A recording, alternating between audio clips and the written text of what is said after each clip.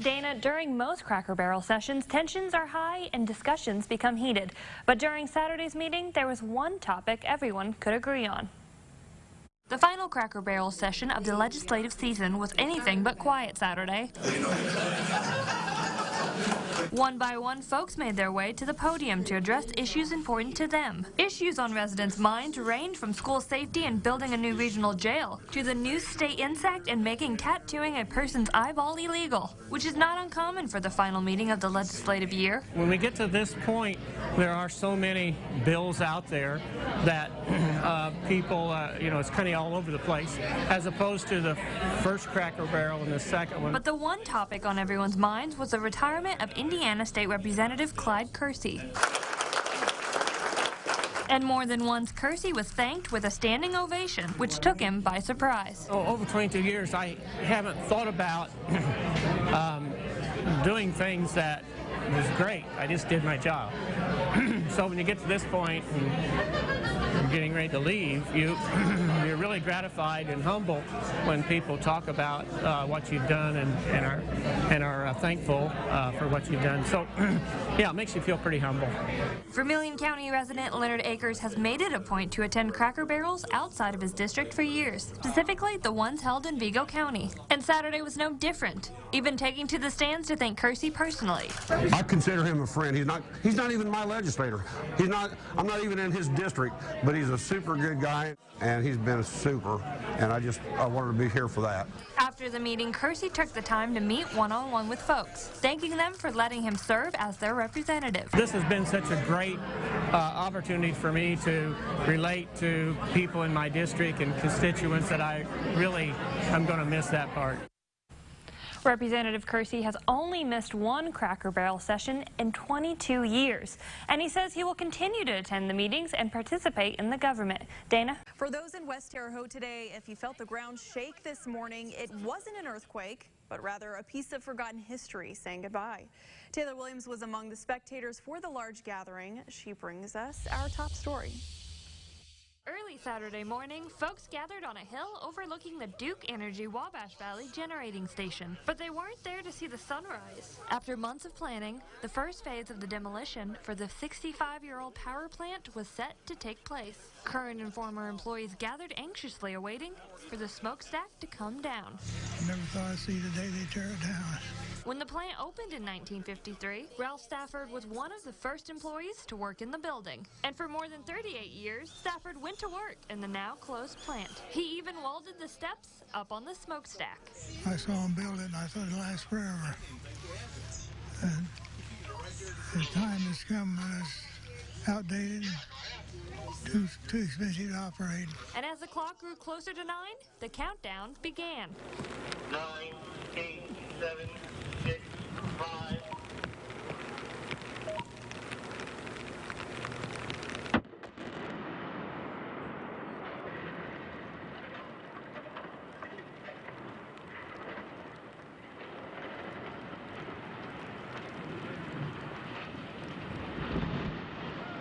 And the impact sent a tremor through the ground.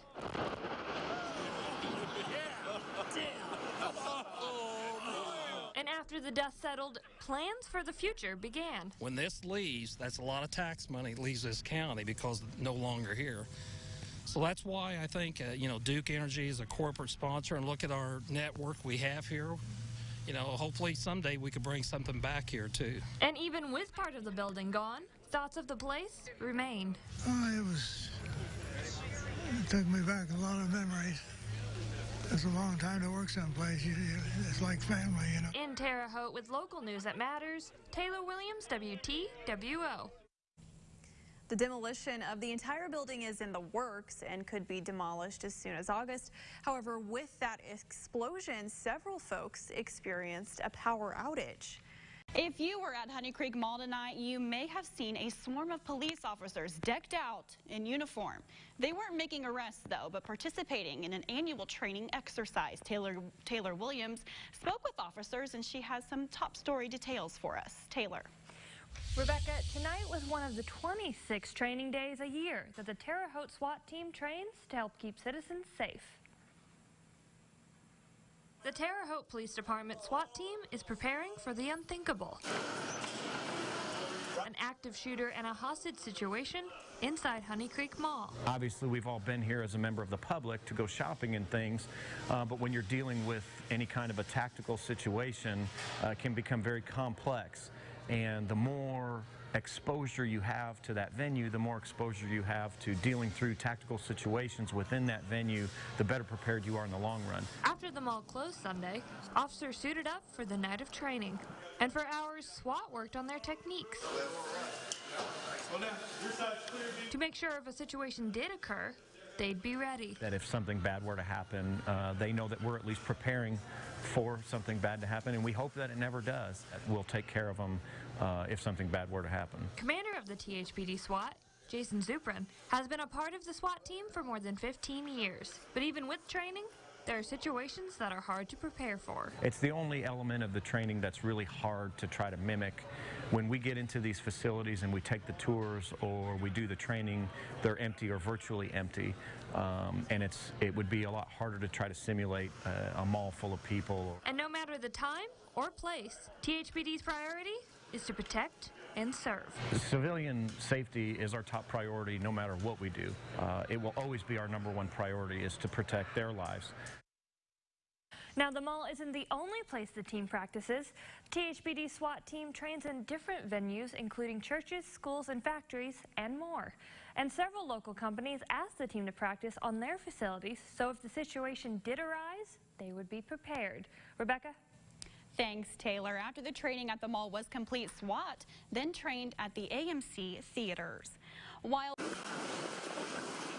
2018 started off with frigid temperatures, but the cold temps were no match for Kathy and John Buell, who came prepared for the cold. We'd hiked all weekend, so we dressed in layers, wore thermal socks, and have 2 or 3 different layers on so that we actually get warm while we're hiking. 19 people ushered in 2018 at Turkey Run State Park, hiking a little over a mile on 2 trails. The annual first day of hikes takes place at all of Indiana state parks and gives folks a chance to learn about the park's origins while enjoying nature and each other's company. And for the Buells, ringing in the new year, it's all about creating new experiences together. We like ending the year and beginning the year on a fresh start. Forget what's happened over the year and start over.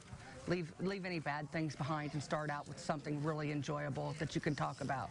And with the cold weather hiking, if you hike year-round, you can hike the same trail all 4 seasons and see something different walking the same route, because the view's always different when the seasons change. Due to the cold, first-time trail leader Lindsay Harrell didn't know what to expect on this year's hike. I had a feeling some people would show. I didn't think we would have as many as we did.